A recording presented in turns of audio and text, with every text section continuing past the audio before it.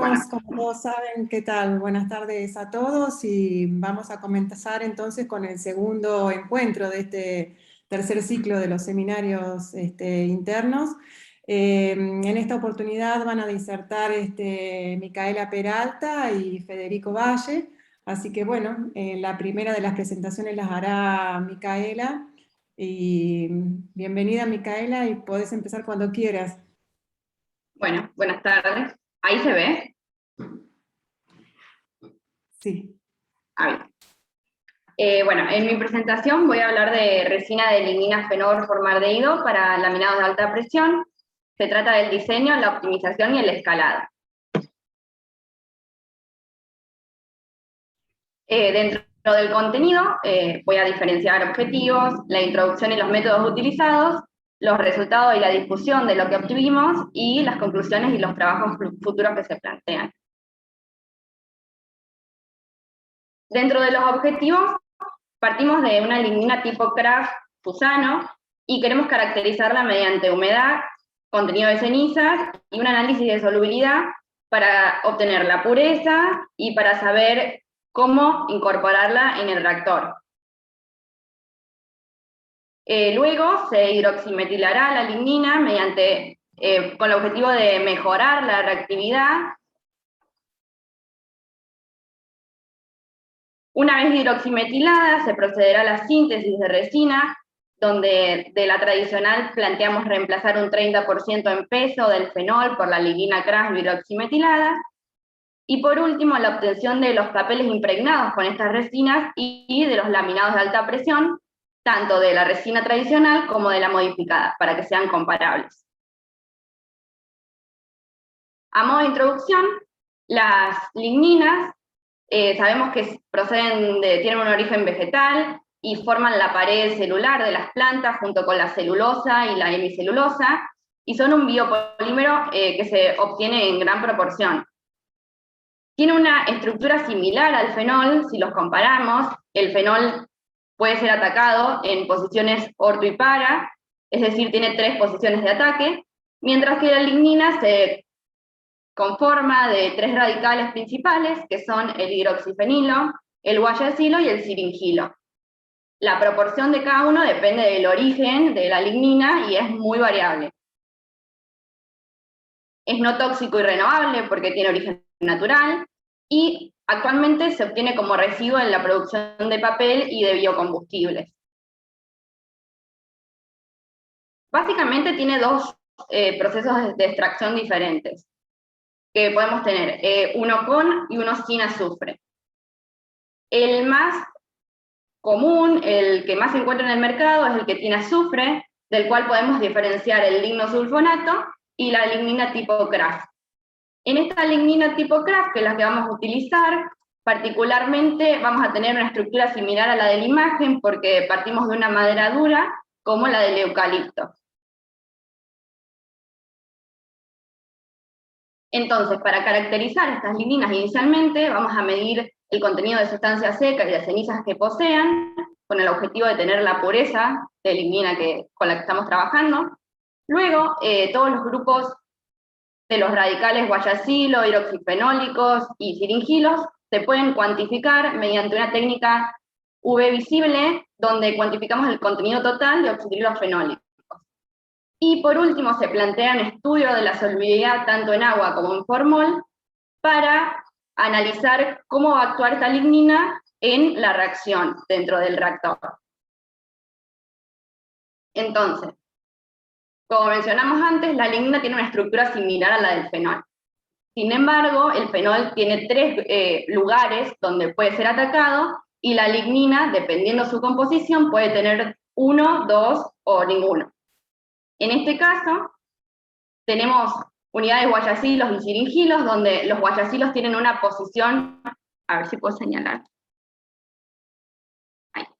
Tienen la posición orto libre, pero los siringilos no tienen ninguna posición de ataque. Es decir que la lignina tiene una reactividad menor al fenol y necesita un pretratamiento para que pueda condensar con el formol en la etapa de generación de la resina.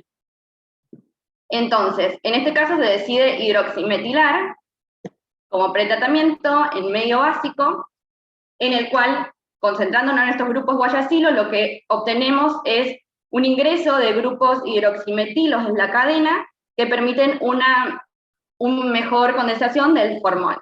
Esta reacción, si ocurre a pHs menores a 10, sigue esta vía. Sin embargo, si trabajamos a pH mayores a 10, podemos tener una reacción lateral del formol por canizar, reaccionando con sí mismo.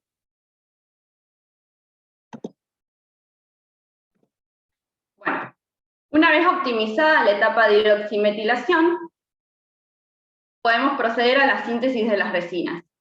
Para comparar, lo que se hizo fue una resina base, que es la resina tradicional, donde la relación formol y fenol es de 0,5 molar a pH 9, que se lleva a temperatura de reflujo durante 40 minutos. Y en el reemplazo de las resinas de lignina fenol formaldehído, reemplazamos el 30% en peso del fenol agregado por la lignina hidroximetilada. Se trabajó también a pH 9, pero se evaluaron distintas condiciones de tiempo y temperatura. Una vez obtenida la resina, lo que se hizo fue medir el contenido de formaldehído libre, los sólidos totales que tenía la misma, la viscosidad a 30 grados en copa FOR número 4 y el pH de las mismas.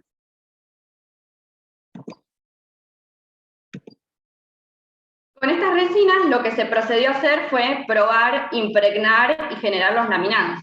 Entonces, a papeles de tipo craft se los impregnó, colocándose la resina en la bacha y luego se le eliminaba el exceso, se lo secó en estufa aproximadamente 10-15 minutos y posteriormente se llevó una etapa de prensado para obtener los laminados correspondientes.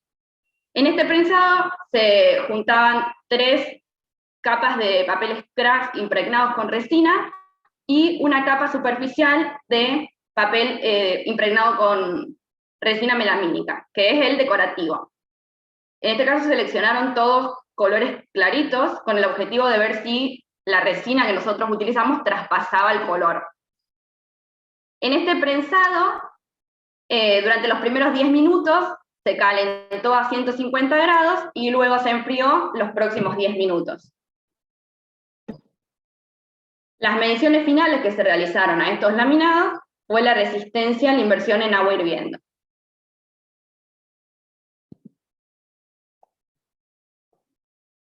Bien, conforme a los resultados, pudimos analizar que tiene una pureza del 93% en función de su humedad y su contenido de cenizas, que la relación guayacilo-siringilo es menor a 1, es decir, que la mezcla de nuestra madera dura tiene mayor proporción de grupo siringilo, y que se observó que la solubilidad en agua es muy baja.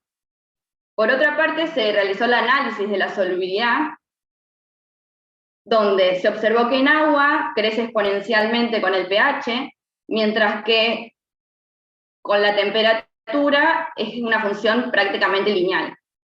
Y la mayor solubilidad se da a 70 grados y pH 11, mientras que con el formol pareciera observarse lo contrario. Cuando se utilizaban temperaturas altas, la disolución era cada vez peor, y esto se puede ver a que si bien trabajamos en un sistema completamente cerrado, la separación de fases del formol, que se transforma en gaseoso, nos impide la solubilidad, siendo la mayor observada a pH 9 y temperatura ambiente. En base a los análisis de solubilidad, se decidió plantear el estudio de la hidroximetilación. Inicialmente, cuando trabajamos en condiciones diluidas, observamos que a 70 grados se lograba la disolución completa, mientras que a 50 no, que es comprobable con lo que vimos recién del análisis de solubilidad, ya que la diluida el mayor porcentaje era de agua. Mientras que en la concentrada se probaron distintas formas en el agregado del formol y la lignina. En la primera parte se intentó agregar el formol, calentarlo y luego la lignina, pero se observó que o se formaban grumos o se formaba un gel viscoso como el del video. Mientras que si se agregaba el formol y la lignina, se ajustaba el pH y luego se calentaba todo junto, se observaba que se lograba una disolución completa a 70 grados y pH 11, lo que implica que estaríamos teniendo reacciones laterales como la de Canizarro. El seguimiento de estas reacciones se realizó mediante un seguimiento del formol libre, del formaldehído libre. En la primera figura tenemos condición diluida, que se dejó 4 horas, y se puede observar que el 60% del formol se consumió en la primera hora. Entonces, cuando se plantearon las condiciones concentradas, que son similares a las del reactor en planta, se deja 1 hora, para que sean también condiciones comparables para uso cotidiano. Estas reacciones se siguieron mediante el método del clorhidrato y se compararon con la de Canizarro, que es esta última, que se siguió con el método del clorhidrato y con el método del sulfito. Se puede observar que un 30% del formaldehído reacciona aproximadamente, donde un 8% suponemos que es con los grupos guayacilo, otro 8% con las reacciones laterales, que puede ser la de Canizarro, y el resto se supone que el formaldehído reacciona con distintas cadenas de la lignina. Por otra parte, una vez optimizada la etapa de hidroximetilación, se propuso evaluar distintas condiciones de temperatura y tiempo para la síntesis de la resina, observando que a mayor tiempo y mayores temperaturas nos daba mayor viscosidad. Y estas condiciones se mejoraban con el agregado de alcohol.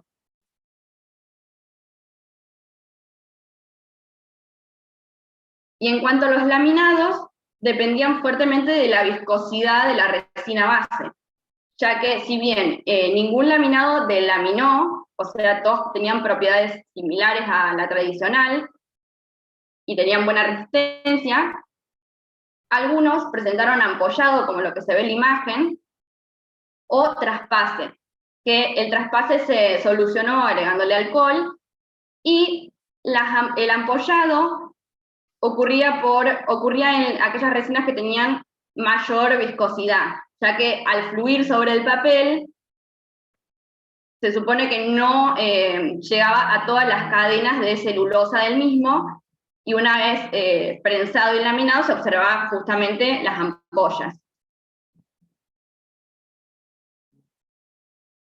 A modo de conclusión, la disolución completa de la lignina en la solución de formol se logró mezclando los reactivos a pH 11 y temperatura ambiente, y luego llevándolo a 70 grados a la mezcla completa. De esta manera se logró el reemplazo del 30% de fenol por lignina hidroximetilada en las resinas, y los laminados modificados tienen propiedades finales comparables con los tradicionales. Y en trabajos futuros se propone estudiar las reacciones de los grupos hidroxilo de la lignina en la hidroximetilación y el efecto de la síntesis de la resina, y se diseñarán y optimizarán las condiciones de síntesis de las resinas y de la obtención de estos laminados, pero un reemplazo entre el 30 y el 50% de fenol por lignina. Muchas gracias. Bueno, muchas gracias a vos, Micaela.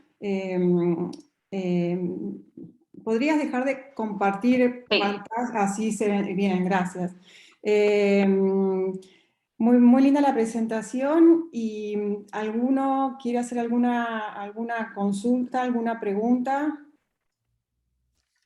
Sí, muy linda presentación, la verdad que sí. Micaela, ¿esto es en el marco de una beca doctoral? No me acuerdo, sí. Sí. Beca doctoral. Sí. No, veo mucho trabajo experimental. Mucho trabajo experimental. ¿Cuándo lo pudiste hacer todo esto? En el laboratorio de Carical. Ah, claro. Sí, yo, perdón, cuando la presenté a Mica, como trabaja con nosotros, no di la presentación de modo completo, pero Mica sí está haciendo su trabajo doctoral en el marco de una beca de CONICET que está dentro del proyecto PDTS, digamos, una beca CONICET PDTS, para el cual se requiere, digamos, de una necesidad, tiene que haber una empresa adoptante y demandante, que la empresa es Carical. Y otra cosa que creo que es interesante destacar es que, si bien en el grupo nuestro siempre estamos con el tema de las ligninas y demás, desde el punto de vista académico el uso de las ligninas es muy importante, tanto de lo que es medioambiental como económico, digamos, implica los dos beneficios cuando uno usa lignina en reemplazo de otro compuesto, tanto desde el punto de vista, como les decía, económico, busca, y lo medioambiental, porque es un recurso renovable. Como hay muchas ligninas, en el caso particular de lo que es la Argentina, las ligninas no se producen. Es decir, si bien tenemos industrias papeleras, la mayoría de las industrias papeleras las emplean para generar energía dentro de la propia planta. Entonces, comercialmente Argentina no produce o no está produciendo ligninas. Para eso hay que recurrir a ligninas comerciales y traerlas desde el exterior. Pero ¿qué pasa? En muchas ocasiones, o dependiendo de las distintas empresas, económicamente están muy cercanas al costo del fenol. Entonces ahí es como que la empresa lo que busca, más allá obviamente del impacto medioambiental, es que también el proceso, el producto sea económicamente viable.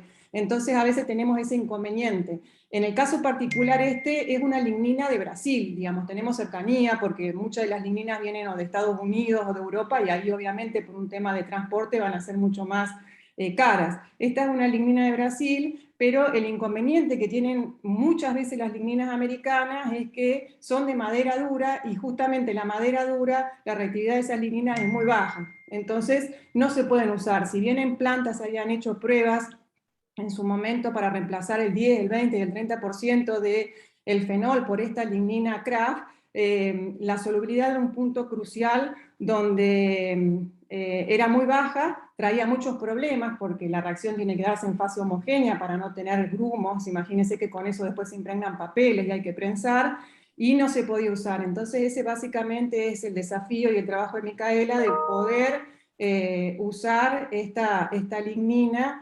que se dispone de manera cercana, podríamos decir, porque está acá en Brasil, para una aplicación real que sería reemplazar fenol justamente por esta lignina, pero hay que optimizar todo el proceso para poder llevarlo a escala industrial.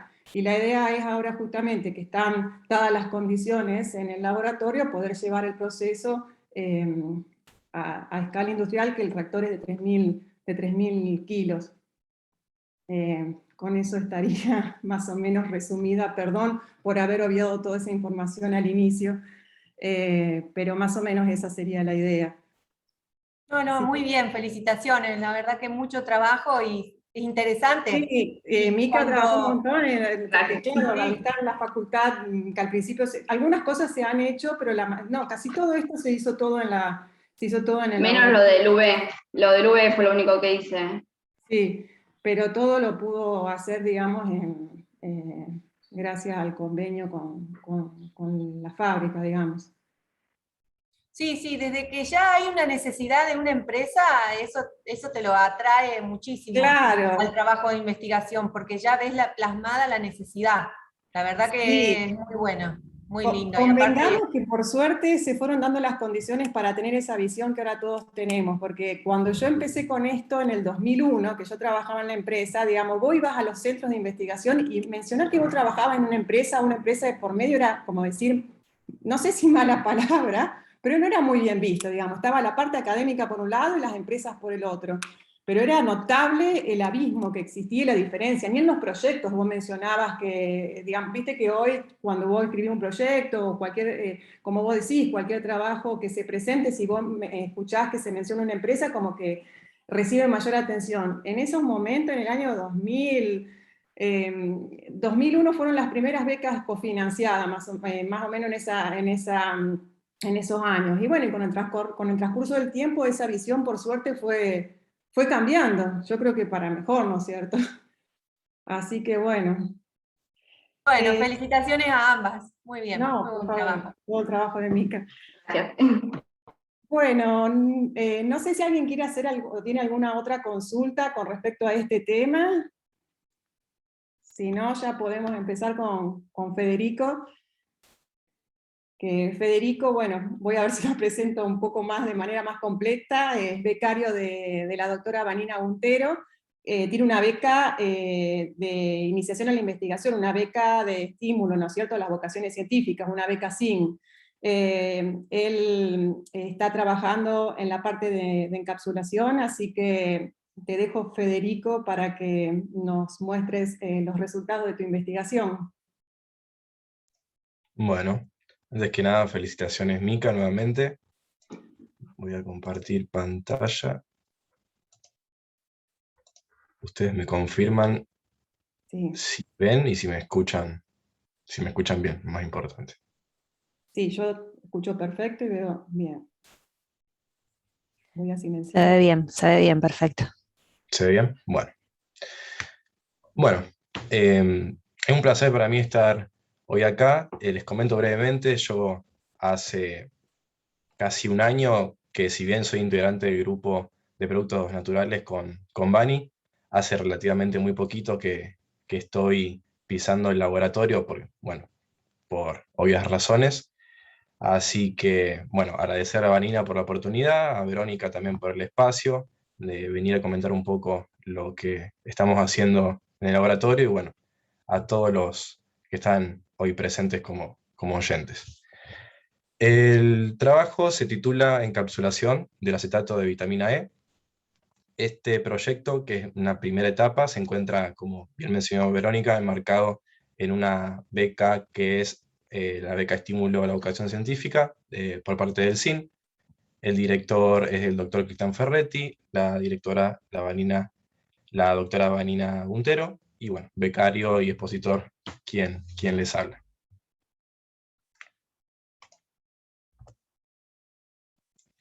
La estructura de la presentación va a ser la siguiente. Yo voy a comenzar dando una simple introducción teórica del tema para brindar los fundamentos de la investigación. Voy a definir cuáles son los objetivos que se persiguieron en esta primera etapa del trabajo. Voy a comentarles un poco en cuanto a la metodología seguida.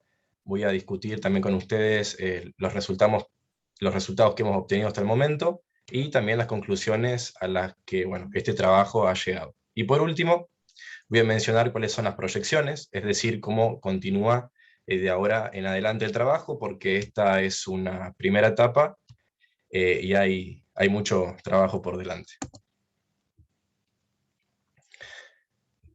Bueno, para comenzar con la introducción, la cuestión es la siguiente, es decir, ¿por qué este tema? Sucede que desde hace mucho tiempo que existe un interés considerable dentro de las industrias, por ejemplo, alimentaria, farmacéutica, agroquímica, cosmética, en lo que es el uso de las dispersiones coloidales para encapsular, proteger y entregar componentes bioactivos liposolubles, para ser luego utilizados como nutracéuticos, medicamentos, antimicrobianos, antioxidantes. Pero ¿qué es lo que pasa?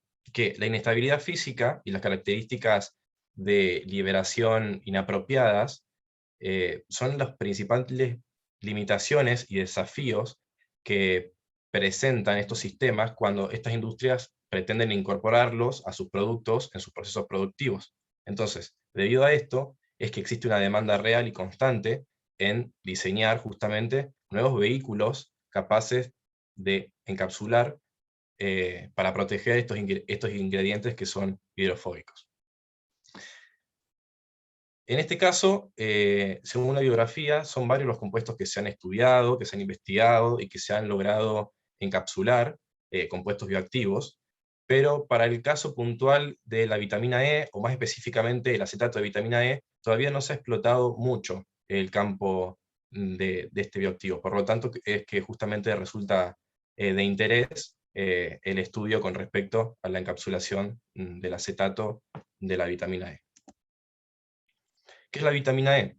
La vitamina E, bueno, básicamente es una vitamina esencial en nuestra dieta, es una vitamina liposoluble con un elevado poder antioxidante, que debido a eso presenta la capacidad de neutralizar los radicales libres, por lo tanto reduce el daño celular y por consiguiente disminuye el envejecimiento celular. Entonces, la actividad propiamente dicha, como vitamina E, puede derivarse de los 4 isómeros estructurales, de lo que se conoce como el tocoferol, y estos son el alfa, el beta, el gamma y el delta, y los 4 tocotrienoles correspondientes, el alfa, el beta, el alfa, el alfa, beta, gamma y el delta. Sin embargo, de todos estos isómeros, solamente el alfa-tocoferol es el que presenta mayor actividad vitamínica, es decir, el que exhibe mayor biodisponibilidad. Por lo tanto, es el que es más activo para nosotros en nuestro organismo. En cuanto a su estructura química, podemos observar en la primera representación química de la molécula, que incluye un anillo cromanol con un hidroxilo que puede donar un átomo de hidrógeno, que justamente va a ser el que va a reducir los radicales libres, y una cadena lateral hidrofóbica, que le da justamente esta característica de ser hidrofóbico, y bueno, que justamente le va a permitir penetrar en las membranas biológicas. Por otro lado, debajo tenemos la estructura de lo que es el acetato. La forma acetato es un éster que tiene una estabilidad considerablemente mayor con respecto a los tocoferoles que no están esterificados. Entonces, cuando, por ejemplo, se quiere fortificar un alimento o simplemente suministrarlo como un aditivo a la vitamina E, se la utiliza en esta forma esterificada simplemente por esta mayor estabilidad. Por lo tanto, nosotros pretendemos encapsular la forma esterificada justamente porque nos brinda mayor estabilidad luego en su aplicación. ¿Qué es lo que pasa? Que, si bien como comenté recién, la forma esterificada mejora la estabilidad del alfa-tocoferol, aún la molécula todavía sigue siendo susceptible a la degradación a largo plazo. Por lo tanto, seguimos teniendo las mismas limitaciones, pero digamos, la molécula sigue siendo estable, pero aún nosotros tenemos que buscar la manera de que todas estas susceptibilidades por parte del ambiente, de modificar su estructura química y sus funcionalidades, perduren y sean más estables en el tiempo para ser incorporadas luego a los procesos productivos. Entonces, dentro de este panorama, el desafío justamente por parte de la investigación es buscar una manera de acarrearlos, es decir, de poder luego suministrarlos dentro de nuestro organismo, y por lo tanto se hace necesario sistemas que sean capaces de encapsularlos, protegerlos y entregarlos luego a nuestro organismo para garantizar su absorción y, bueno, y su dosificación en la zona deseada. ¿Cómo es que vamos a hacer esto? La industria farmacéutica ya lleva años investigando sobre esta problemática y indica que la biodisponibilidad y actividad de drogas hidrofóbicas se mejora por sistemas de entrega basados en lo que son las emulsiones. Por lo tanto, dentro de una estrategia de encapsulación o de utilizar un vehículo capaz de encapsular y proteger este tipo de moléculas, vamos a estar utilizando un sistema basado en emulsiones. ¿Qué es una emulsión? Simplemente y de manera muy resumida, una emulsión es un sistema coloidal de un líquido disperso en otro líquido que ambos son imisibles. Tenemos, digamos, generalmente dos clasificaciones de emulsiones según la naturaleza de la fase dispersa y de la fase continua. Es decir, podemos tener que la fase dispersa sea la fase oleosa o viceversa. En este caso, nosotros vamos a estar sintetizando emulsiones donde la fase dispersa es la fase oleosa, es decir, emulsiones aceite en agua, las que se conocen comúnmente como O en W, porque nosotros queremos encapsular el acetato, que justamente es soluble en la fase oleosa. ¿Qué es lo que sucede? Que estas emulsiones son termodinámicamente inestables, por lo tanto que para sintetizarlas tenemos que suministrar energía, pero sucede que luego, con el tiempo, se separan las fases, porque obviamente el sistema va a buscar la estabilidad, y por esta inestabilidad termodinámica es que en el tiempo no podemos mantener la emulsión.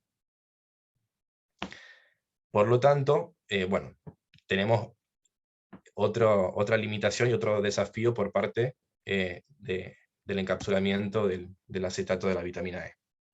Entonces, para minimizar esta desintegración, lo que vamos a hacer es que vamos a incorporar un agente emulsionante, el cual suele ser un tensioactivo. Este tensioactivo es una sustancia anfífila, es decir, que posee doble afinidad, una parte polar y una parte no polar, y debido a esto, lo que va a hacer esta sustancia es que se va a adherir a la interfase, es decir, se va a ubicar debido a sus polaridades y va a ser simplemente de un puente entre la fase oleosa y la fase acuosa, y de esta manera, actuando como este puente, es que le va a dar mayor estabilidad a la emulsión, y de esta manera va a retrasar esta desintegración por parte de la inherente inestabilidad termodinámica del sistema coloidal. Hablando de la inestabilidad, las emulsiones se pueden desintegrar por 4 procesos principales, que pueden ser la sedimentación inversa, la maduración de Oswald, la floculación y la coalescencia. Por lo tanto, luego, en la caracterización vamos a estar analizando la posibilidad de la existencia de estos tipos de procesos en el sistema. Bien, dicho lo anterior, entonces el objetivo de este estudio se tiene como objetivo, digamos, general, desarrollar nuevos sistemas de administración de compuestos bioactivos solubles en lípidos, tal como es el caso del acetato de la vitamina E, basados en emulsiones. Para poder realizar esto, lo que vamos a hacer es formar y estabilizar sistemas de administración de componentes lipofílicos bioactivos, tales como el acetato de vitamina E, basados en el método de emulsión, y luego vamos a caracterizar y evaluar las emulsiones previamente sintetizadas. Obviamente para poder ver y valorizar la estabilidad de las mismas. En cuanto a los métodos, el método que seguimos es el método que se define como washout modificado, que es un método propuesto por los autores Morais y Burgess, que les comento brevemente en qué consiste. Este método funciona de la siguiente manera. Cuando nosotros tenemos un sistema en equilibrio termodinámico, y por ejemplo, hay algunas variables que se cambian, como por ejemplo la temperatura, la composición de, por ejemplo, la salinidad o la relación del aceite con respecto al agua o otras composiciones, este sistema pasa a una condición de desequilibrio. Entonces tiene una energía libre mayor.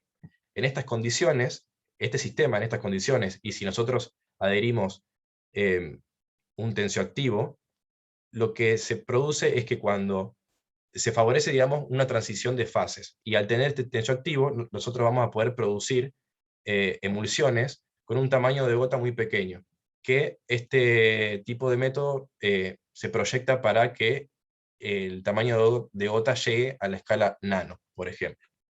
Este tipo de procesos son clasificados de baja energía, porque, bueno, la estrategia que utilizan es simplemente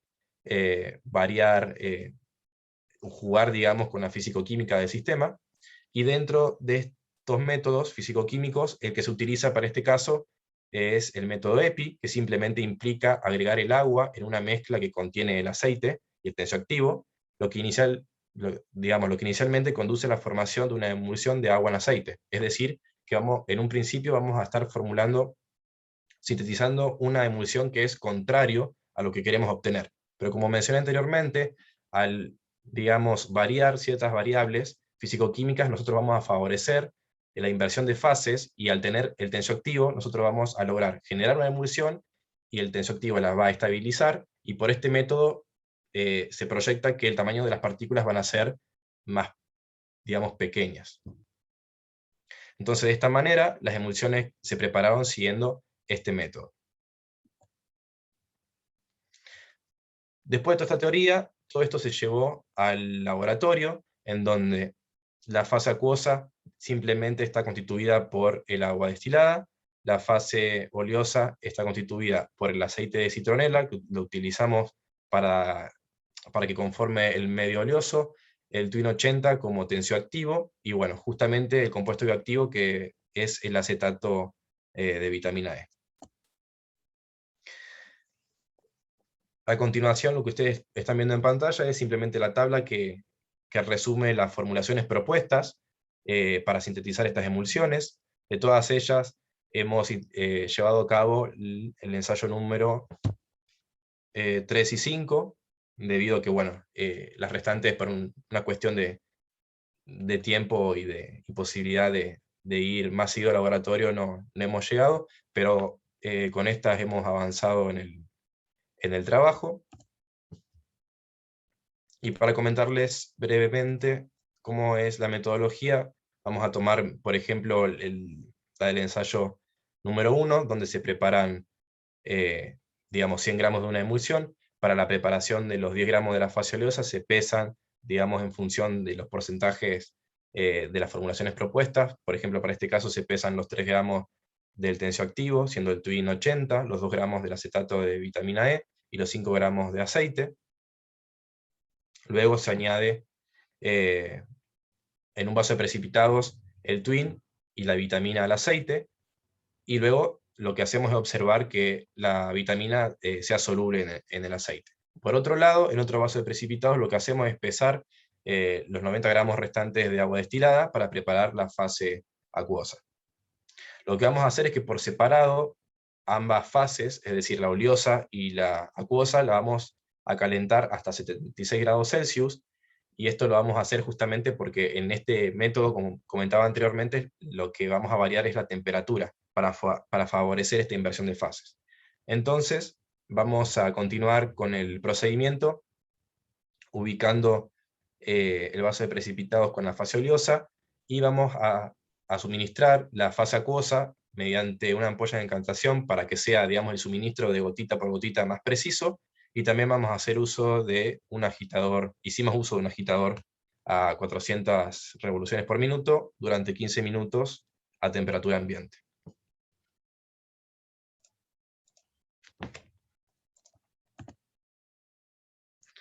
Una vez sintetizadas las emulsiones, procedemos a la caracterización.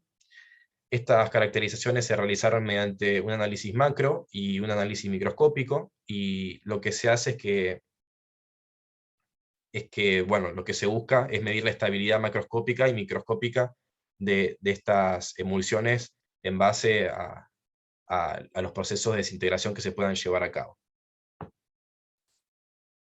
Para el análisis macroscópico simplemente lo que observamos fue el cambio de color o la posibilidad de que se separen las fases, así que esto simplemente se puede llevar a cabo mediante una observación visual. Y para la parte microscópica, bueno, nos atrevimos a usar el microscopio óptico y poder tener una imagen y ver más o menos a nivel microscópico qué es lo que podíamos observar. Bueno, con respecto a los resultados, las emulsiones sintetizadas presentaron un aspecto lechoso, más o menos con baja viscosidad. En la tabla que ustedes pueden ver, se resumen los resultados obtenidos de las dos formulaciones sintetizadas. Ninguna de las emulsiones presentó separación de fases, no vimos cambio de color en el tiempo, digamos, en un periodo de 20 días. Y por otro lado, lo que hicimos fue someter las emulsiones a estrés mediante la fuerza de centrifugación, y también esto demostró que no tiene influencia significativa en la estabilidad.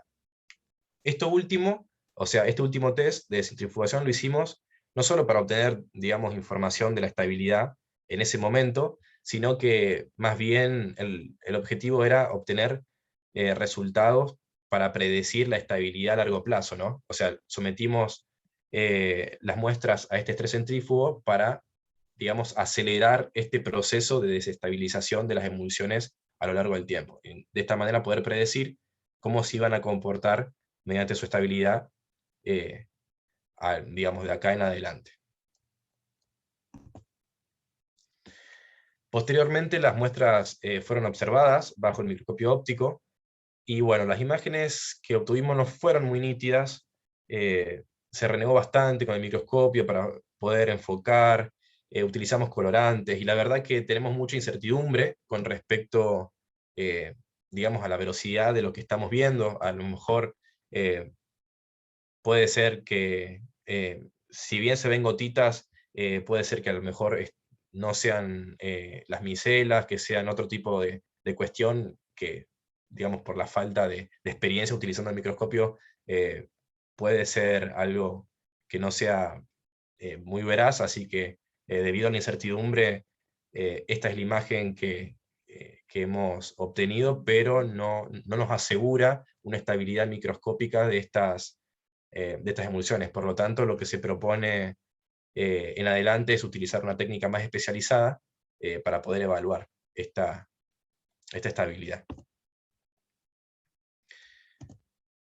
Con respecto a las conclusiones en esta primera etapa del trabajo, bueno, se sintetizaron dos emulsiones, aceite en agua, que son utilizadas para la encapsulación del acetato de la vitamina E, y estas emulsiones demostraron estabilidad macroscópica en condiciones ambientales normales, y también incluso bajo el ensayo del estrés centrífugo.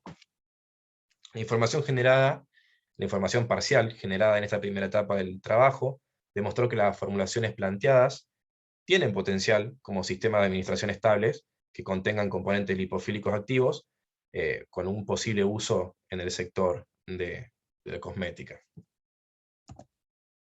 En cuanto a las proyecciones, como esta es una primera etapa, todavía lo que vamos a realizar es hacer distintos tipos de evaluaciones para ver, por ejemplo, el efecto del pH. Vamos a observar cómo influye el pH en la estabilidad de estas muestras, el efecto de las sales, el efecto también de la temperatura. Vamos a realizar la caracterización del tipo de emulsión. Es decir, en cuanto a la clasificación de las emulsiones obtenidas, es decir, vamos a ver si estas se encuentran, por ejemplo, en una escala nano o micro, o directamente que no cumplan con estos tamaños. Y bueno, se va a llevar a cabo mediante la técnica de dispersión de luz dinámica. Y bueno, esta técnica se realiza con un equipo especializado que se encuentra en el Laboratorio de Química Orgánica de Santa Fe, que bueno, que en realidad esta técnica ya se realizó. Lo que queda propuesto es, digamos, procesar los datos obtenidos para llegar al veredicto y en cuanto al tamaño de las gotitas. También lo que vamos a hacer es la caracterización de la funcionalidad del sistema, es decir, vamos a valorizar la eficiencia en la encapsulación del compuesto bioactivo, y para esto, por ejemplo, por la metodología va a ser necesario que realicemos una curva de calibración de la solución de la vitamina E en el UV-Vis. Y bueno, hasta acá el trabajo. Muchas gracias. Bueno, gracias a vos, Federico. Sí, muy linda la presentación, muy completa, mucho detalle. La verdad que más Muchas que un gracias. becario de grado, parecía un becario doctoral, la fluencia con la que te manejaste para hablar. Te felicito. Bueno, muchas gracias. La verdad que estoy muy contento con la posibilidad y con el trabajo por parte, bueno, de estar trabajando ahí con Vanina, así que lo estoy disfrutando mucho. Simplemente eso. La verdad que se nota porque se pudo visualizar en la presentación. Dejo abierto si alguien tiene alguna pregunta para realizarle a Federico. Yo. Federico, bueno, te quiero felicitar por la presentación y por todo el trabajo que estás llevando a cabo. Y te pregunto, Muchas por gracias. ejemplo, eso de, ¿han visto la necesidad de un stomacher para hacer emulsión o no? Yo No, desconozco. eso la verdad es que no lo, perdón, Fede, no lo analizamos. ¿Pero han leído bibliografías que necesitan No, stomacher o no? no, la verdad es que No. creo, no, por lo menos hasta el momento no. En Ah, realidad, no. Nos detuvimos a este método que lo hicimos en el mes que se pudo ir, a principio de año. Y bueno, por eso los resultados por ahí es como bien explicó Fede, son resultados preliminares, falta completar mucho el trabajo, pero bueno, simplemente nos limitamos a eso que fue lo que se pudo hacer en ese tiempo. no, está perfecto, no, simplemente porque nosotros cuando estábamos emulsionando cosas, también nos vimos con la con el problema ese de que decantaban las fases, algunas veces. Y bueno, algunas veces en algún lado leímos que era porque necesitamos un stomacher, que te da un mezclado mucho más veloz, y bueno, pero también tenías el inconveniente de que te rompía las moléculas. Así que era, de un lado te hacía la emulsión, pero del otro lado te rompía las moléculas. Simplemente nomás era de chusma. Y Yo después, quería, sí, decime. perdón, sí, sí. No, quería consultar, digamos, de la ignorancia mía, ¿eso es un equipo? No, no tengo Es muy como claro qué una es lo que mini es. primer, pero mucho Ah, más claro. veloz. Sí, Claro, sí. lo que sucede es que el método que seguimos nosotros es de baja energía, y nosotros acá lo que hacemos es jugar con las variables fisicoquímicas. Hacer el uso de ese equipo ya implica, bueno, hacer el procedimiento que se clasifica como alta energía, y bueno, se utilizan ya equipos especializados. Y nosotros Claro. también seguimos esa metodología porque es la que, digamos, tenemos también más a mano en el laboratorio de química.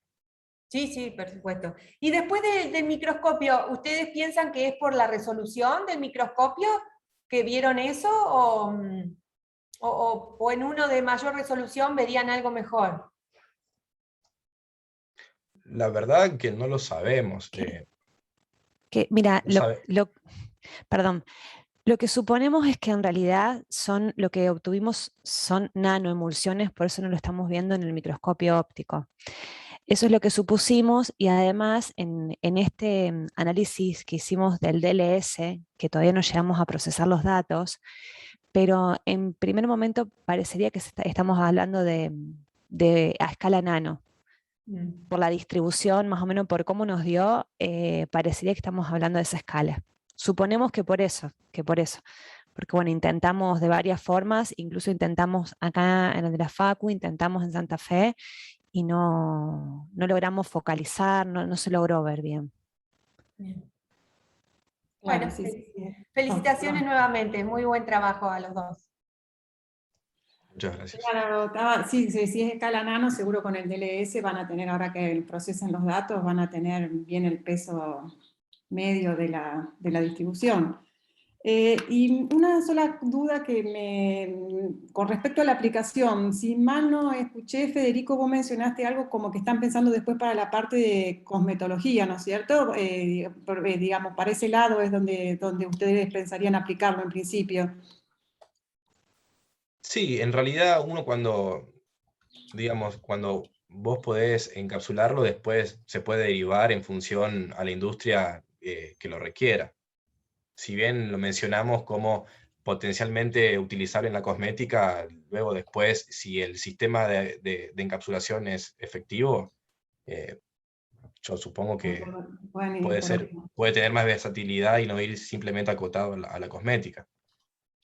Claro, sí, sí, sí. No, yo preguntaba más que todo era si después un próximo paso, más bien mucho más a futuro, una vez que esté todo bien puesto, optimizado, era ya probar en laboratorio alguna aplicación, si ustedes era, o dejarlo libre para lo que, como potencial distinta, digamos, en el caso que haya interés de alguna industria o algo, o si ustedes ya tenían en mente una aplicación concreta porque hay un interés específico o algo. Pero sí, No las sé aplicaciones cómo están proyectarás vos, Vani, el trabajo, pero por momentos. No, no, en principio es tal cual como abierto decís. al que le No interese. habría. Sí, sí, sí, sí, sí. Sí, sí, sí. Bueno, felicitaciones así a los dos, la verdad que muy, muy Bueno, interesante gracias. el tema, y vuelvo a repetir en cuanto a Federico, la presentación estuvo impecable, bueno, la de Micaela también, pero lo de Federico es que es alumno de grado, así que felicitaciones. Eh, por el momento, si nadie tiene, o alguien que le quedó alguna consulta, alguna pregunta. ¿Cuándo es Bueno, la próxima? la próxima. Bueno, entonces no queda más que decir. Con estas dos presentaciones cerraríamos el segundo encuentro de los 3 que tenemos planificados para este ciclo de seminarios, y nos quedaría el último encuentro que está planificado para el mes de noviembre. Así que ya van a recibir la invitación, y con este próximo encuentro estaríamos cerrando este ciclo que fue breve, fueron simplemente 3 encuentros, pero bueno, se pudo realizar, así que nuevamente gracias a todos por la participación. No sé si Alfo o alguien quiere acotar a alguien más. O sea, de mi parte, muchas gracias. Bueno, por mi parte, decirte, Vero, muchas gracias por haber hecho esta programación de todos los seminarios de química este año nuevamente. Y bueno, esperamos vernos en el próximo evento. Y bueno, previo a la Jornada de Ciencia y Tecnología, no se olviden, el 27 y 28 de octubre. Así que bueno, gracias, Vero, de nuevo por esta iniciativa. Muchas gracias. No, gracias a todos. Bueno, acá hay saludos y felicitaciones para los dos que no lo estaba viendo, recién ahora lo veo en el chat, así que quedan ahí en el chat, pero básicamente felicitaciones a los dos disertantes. Bueno, nos estamos viendo la próxima entonces. Saludos a todos y gracias nuevamente. Chao, chicos. Muchas gracias. Chao. Saludos. También.